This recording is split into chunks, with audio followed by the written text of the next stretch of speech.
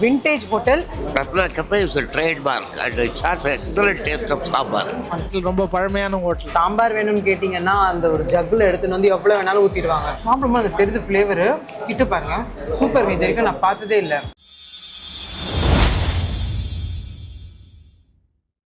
Hi friends, welcome to Karthik see you channel. இன்னைக்கு நம்ம எங்கே வந்திருக்கோம்னு பார்த்தீங்கன்னா நம்ம ட்ரிப்ளிகேனில் இருக்கிற ரத்னா கேஃப்காக தான் வந்திருக்கோம். ரத்னா கேஃப் அண்ட் ரொம்ப பழமையான ஒரு ஹோட்டல். 1948 வந்து ஸ்டார்ட் பண்ண ஹோட்டல். ஸோ அந்த ஹோட்டலுக்காக தான் வந்திருக்கோம். இந்த ட்ரிப்ளிகேன் தான் ஃபஸ்ட்டு பிரான்ச் ஓப்பன் ஆனது. ஸோ அந்த பழமையான ஒரு பழமை மாறாமல் இருக்கிற ஒரு ஹோட்டலுக்காக தான் நாங்கள் வந்திருக்கோம். இன்றைக்கி நான் மெயினாக வந்து சாப்பிட்டது இங்கே ரொம்ப பெரிய ஸ்பெஷலே ஒரு விஷயம் சொன்னாங்க. அது என்னன்றதை நான் உள்ளே போய் உங்ககிட்ட நான் சொல்கிறேன். இங்கே பார்த்தீங்கன்னா 75% இயற்கை வளத்தோட வளர்ற காய்கறியில் தான் சமைக்கிறதா இவங்க வந்து பகிரங்கமாகவே அவங்க வந்து சொல்கிறதே. மற்ற 25% தான் வெளியிலேருந்து காய்கறி மார்க்கெட்லேருந்து வாங்கிக்கிறாங்க. ஸோ நம்ம இன்றைக்கி போயிட்டு என்ன இங்கே ஸ்பெஷலுங்கிறத போய் உள்ளே போய் பார்த்துட்டு நம்ம இன்னைக்கு அதான் இன்றைக்கி ஒரு கட்டுலான்ட்டு வந்திருக்கிறோம். வாங்க போய் சாப்பிடலாம். பியோர் வெஜிடேரியன் லவர்ஸ் எல்லாருக்குமே இது ஒரு ரொம்ப பெரிய விண்டேஜ் ஹோட்டல். வெஜிடேரியன் லவர்ஸ் எல்லாருக்குமே இது ரொம்ப பிடிக்கும் இந்த வீடியோ. ஸோ வாங்க நம்ம உள்ளே போய் போகலாம். I was pulled from Gindi Engineering College, 1977. Trademark.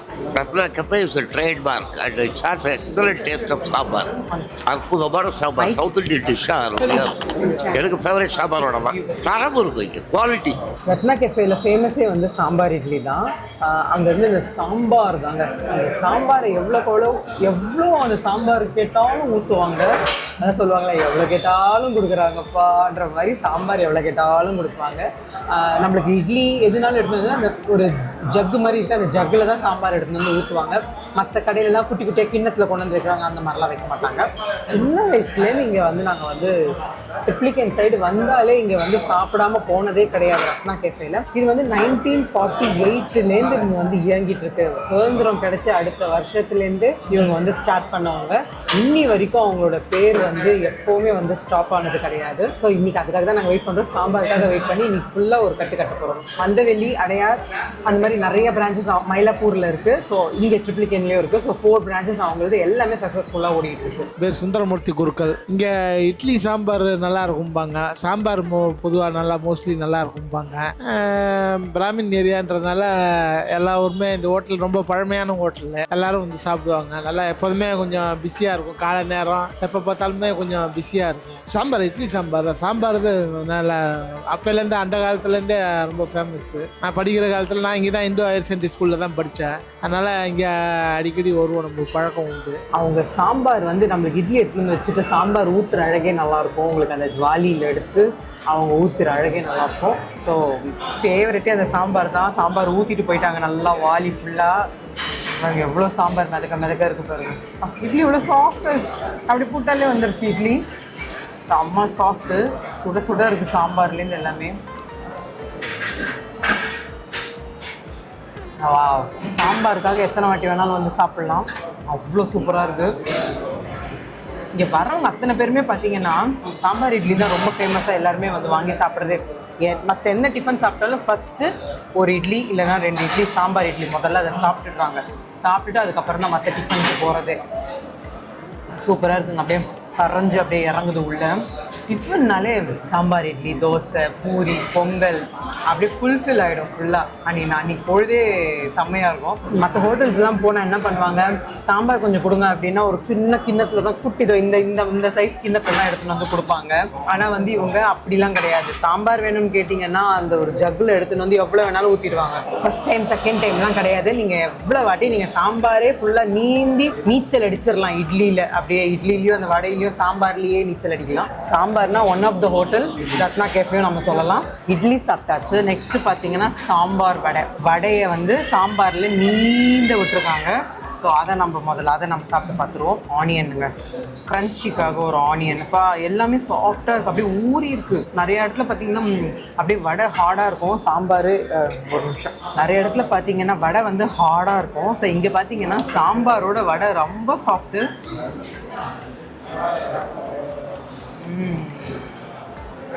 முழுங்கிட்டேன், அவ்வளோ சாஃப்டாக இருக்குது, செம்ம சாஃப்ட்டு, சூப்பராக இருக்குங்க சாம்பார். ஏன் இவ்வளோ ரஷ் வருதுன்னா 1948 ஸ்டார்ட் ஆன ஒரு ஷாப்பு இன்னும் கூட கொடி கட்டி மக்கள் மத்தியில் இருக்குதுன்னா அவங்களோட அந்த தரம் தாங்க, அவங்களோட அந்த குவாலிட்டி குவான்டிட்டி எல்லாமே அவங்க கொடுக்குற அந்த இதனால தான் உங்களுக்கு வந்து எவ்வளோ தூரம்னாலும் தேடி வந்து ஒரு இடத்துல போய் நம்ம சாப்பிட்றோம். ஸோ அந்த தரத்தில் இவங்களும் வந்து பெஸ்ட்டாக இருக்கிறாங்க. ஸோ அடுத்தது பார்த்தீங்கன்னா Pongal. My favourite breakfast Pongal தான். எப்போவுமே நிறைய பேர் சொல்லுவாங்க பொங்கல் சாப்பிட்டா மந்தமாயிடும்ட்டு, இருக்கும் தான். ஆனால் வந்து நம்மளுக்கு மார்னிங் எழுந்தோன்னா ஒரு டைல்யூட்டான ஒரு பிரேக்ஃபாஸ்ட்னா அது நம்மளுக்கு பொங்கல் தான். பாருங்க எவ்வளோ சூப்பராக இருக்குது பொங்கல். வாவ். அதில் கொஞ்சம் சாம்பார் நீந்த உள்ளனா எப்படி சொல்லுங்கள்.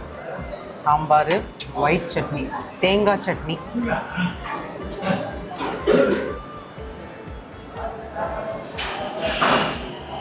பொங்கல் அட்டகாசமாக இருக்குங்க. ரொம்ப நெய் கிடையாது, ஸோ திகட்டுற மாதிரி நெய் ரொம்ப கிடையாது. பூமாக எல்லாமே பதமாக போட்டிருக்காங்க. ரொம்ப நல்லா இருக்கு, சூப்பராக இருக்குது, செம்ம. அடுத்தது பார்த்தீங்கன்னா மசால் தோசைக்காக தான் வெயிட்டிங்கு. இன்னும் நிறைய ஐட்டம்ஸ் இருக்குது. சாம்பார் தொட்டு சாப்பிட்ற யூனிக்கான டிஃபன் மட்டும்தான் நான் ஆர்டர் பண்ணியிருக்கேன். Because I love sambar. Excuse me.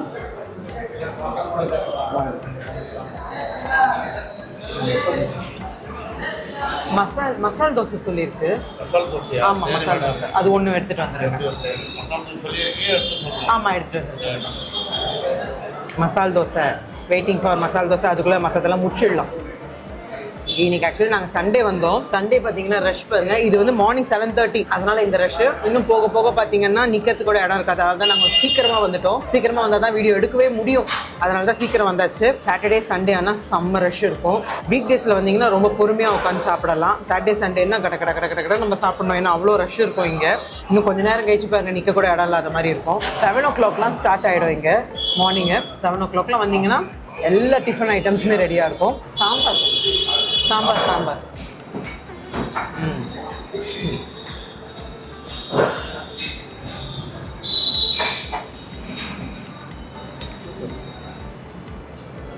பொங்கலுக்கு தான் சாம்பார் கேட்டேன். ஆனால் அவர் ஏன் இதில் கம்மியாக இருக்குது, இதுலேயே ஊற்றிட்டு போகிறேன் அப்படின்னு சொல்லி இதுலேயே சாம்பார் நிறைய ஊற்றிட்டாரு. பாருங்கள் சாம்பார்லேயே நீண்ட ஊட்டாச்சு. பொங்கலையும் சாம்பார்லேயே ஃபுல் ப்ரோட்டீன் தான். நல்லா சாம்பார் நிறையா சாப்பிட்டுட்டு போகணும். பூரி வந்துருச்சு. பூரி பாருங்க எவ்வளோ பம்முன்னு இருக்கு பாருங்களேன். ஒரு ஓட்டை விட்டுறணும். அப்போ தான் வந்து அந்த உள்ளே இருக்கிற ஆவி எல்லாம் வெளியில் முதல்ல வந்துடும். உள்ளே இருக்கிற அந்த ஆவி வந்து வெளியே வந்துடும். அப்போ தான் பூரிக்கு ஸ்பெஷலே அந்த உருளைக்கிழங்கு மசாலா தான். சூப்பரில் அதில் தேங்காய் சட்னியும் கொஞ்சம் ஒரு முக்கிடலாம்.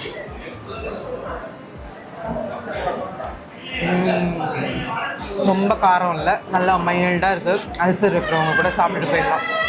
அந்த மாதிரி எல்லாமேங்க ரொம்ப காரசாரமாக இல்லை, எல்லாமே கரெக்டாக அந்த பக்குவமாக உப்பு காரம் புளிப்பு. மசால் தோசை இதில் ஊற்றிடுங்க.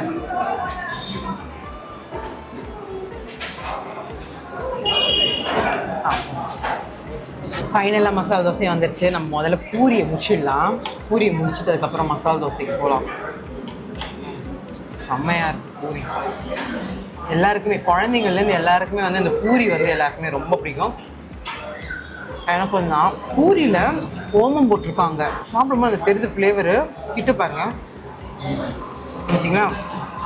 ஓமத்தூள் வந்து க்ரஷ் பண்ணி பூரி மசாலாவோட போட்டிருக்காங்க. சூப்பர். இது வரைக்கும் நான் பார்த்ததே இல்லை. வயிற்றில் எந்த பிரச்சனையும் வராமல் இருக்கிறதுக்காக சூப்பர்.